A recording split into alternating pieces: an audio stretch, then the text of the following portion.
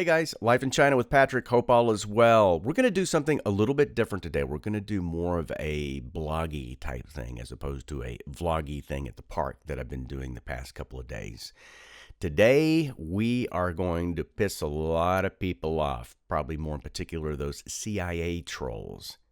We are going to talk about, and we're going to do a 35,000-foot flyby on the topic of religion.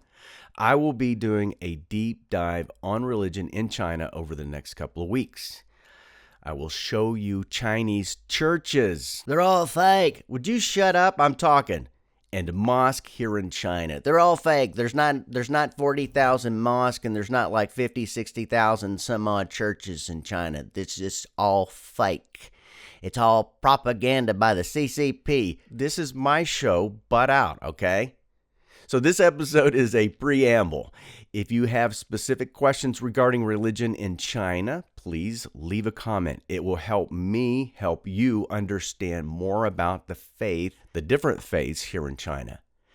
I'm going to talk about my own faith here in China, my own experience. I am a Christian, and I have been a Christian since a very young age. All of what's being said in the West is completely opposite, at least in my experience, what I have seen here. I want to show you an example of what I see on Twitter every single day. And I'm talking about the myopic, narrow-minded concept or stereotype that people have in the West. Now, it's going to take a little bit of reading and explaining a couple of tweets to get to my point. So there's this guy named Gordon Chang that vomits hatred towards China. I mean, this guy loves to hate China. His tweets are so bad, I'm convinced he's in a rubber room wearing a straitjacket, texting with his toes. Now, here's one of his latest tweets. Quote, "Was she the one who taught him to commit genocide and other crimes against humanity?" He was actually referencing another tweet, and I'm going to show that to you, that said, quote, "Over the years, Qi Xin, his mother, taught him 3 important lessons of life. Pure and selfless devotion to the nation, honesty and self-discipline, and constant commitment to putting aside personal well-being for the good of the people." Now, how is it that you can take several valuable life principles and turn it into genocide? Obviously, he's referring to Xinjiang, which is where the West is saying that there's just massive genocide taking place, which is a whole nother subject, which has been debunked, that I will talk about in an upcoming episode, probably in the next month or two. What I wanted to point out is one of the comments from one of his followers. His name is Highlander1, and here's a picture of him. Now, do me a favor, don't go troll the guy, just ignore it, but I want you to see what he said, and it just really is a good representation of how people in the West think. Quote, "Brave guy, Xi, never faced the will of the people, doesn't allow the people to freely assemble, worship, or speak." He goes on to say, confiscates the property of the people at a rate that makes the IRS look generous and eliminates political opposition by use of force. I'm going to camp by one of the points this myopic follower made. Quote, "Doesn't allow the people to freely assemble." Debunked. They can assemble. What I really want to focus on is the worship. I'm convinced most Westerners and Americans actually believe there are no churches, no mosque, 0 ways to express one's faith. Again, there are not 40,000 mosques in China, or probably 50 to 60,000 churches, okay? And there's probably not 150 to 200 million Christians here in China either. Thanks for contributing. All right, let's keep going. Most Americans believe there are only underground churches where people are huddled in secret rooms waiting for their Bibles to be delivered from their saviors from the West. I can say that with confidence because I actually believed this narrative before I moved to China. As I was packing my suitcase to leave for China, I had my Bible in my hand, debating whether I should actually bring it because I was afraid it would have been confiscated or my work visa would have been revoked because I brought in a Bible. You're not supposed to bring in Bibles to China. Today, my Bible sits somewhere in a storage room in America. Not long after I arrived in China, I was invited by a Chinese ex-girlfriend to visit a local church. I wasn't saying towards the church, I was saying towards her. Anyways, I have found a much better person in Cui Cui. I asked this ex-girlfriend at the time, or girlfriend at the time, can we do that legally? Couldn't we get arrested? She looked at me like I had fallen out of a tree.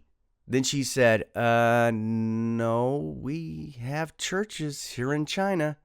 That was jaw drop moment number 1. Jaw drop moment number 2 was seeing the historical plaque outside the church and a big red cross on the front of the building. That feels like it should be some kind of rap song. Here's a video where you can read the plaque yourself. So what I'm going to do is ask you to pause the video so that you can read it. Now, it's not very clear because it was at night and there's some reflections on it, but you can get an idea of the historical location that this church is and represents. So at this juncture, I'm going to let you pause the video so you can read the information. I'll be here waiting for you. I should have some elevator music going on, but I won't do that. What do you think? A historical plaque outside the church where the public can walk by and see it. A big red cross on the side of the building. That's a fake plaque. Would you shut up? I'm talking. Jaw drop moment 3 was when I walked into the sanctuary. Oh! Now, I didn't see Jesus, although I did see a massive mural. Mural. It's Merle. No, it's not Merle. That's your next door neighbor. It's a giant painting of Jesus and the disciples, the Last Supper. Okay? I felt as if I had been translated back to the United States because the sanctuary looked like any Baptist, Methodist, or Protestant church in the West. Jaw drop moment number 4. Try to say jaw drop moment 4 times. That's pretty difficult. Took me a couple of takes for this. The pastor used a PowerPoint presentation quoting scriptures in Chinese and English using the NIV version. For my atheist or agnostic followers, that means New International Version, which happens to be printed in the U.S. by none other than Zondervan, an American Christian publisher. They've been bought out by the CCP too. They're printing communist Bibles in America and they're shipping them to China. I'm just going to ignore that. I was expecting a watered down communist version of the scripture.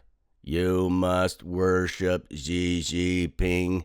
None of that stuff. All scripture I read on the presentation was doctrinally correct. I thought to myself, NIV? I wonder if I can get a Bible at the church.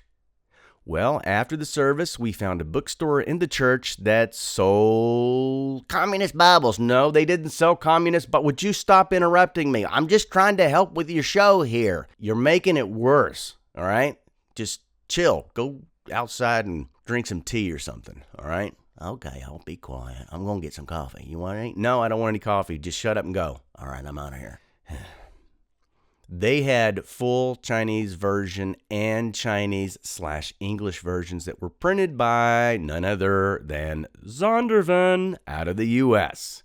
You see where I'm going with this, guys? You're a shill. It's a giant cardboard box church. You're being paid by the CCP. It's all fake, says the guy living in his newly renovated bunker with boxes of ammunition and MREs that have expired. So much for freedom, right?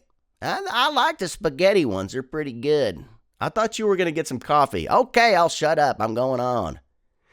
Guys, I'm going to wrap it up with this. Here is a picture of my Bible, New International Version, that I bought legally in China. No, you photoshopped that into the video. You're a communist bootlicker. I'm sorry, guys. I won't invite him to be on the show next time. Yes, you can practice your faith here in China. Yes, there are different rules of engagement, yada, yada, yada, which I will share with you in the upcoming videos. Like I said, make sure you post your questions, comments in the comments section, and I'll put all those together during my research process. Don't forget to hit the thumbs up and the subscribe button. Also, if you could do me a huge favor and share the video with other people and within your social platforms. It helps us get the truth out to say, hey, China's not a bad place to live. Actually, it's a great place to live. It's a great place to travel. Hope you guys can find some time in your schedule, can scrap up enough money and jump on a plane and come visit us. If you come to Chongqing, let me know. Let's hang out. Thanks again. Take care and pursue peace. It's the only option. The alternative sucks.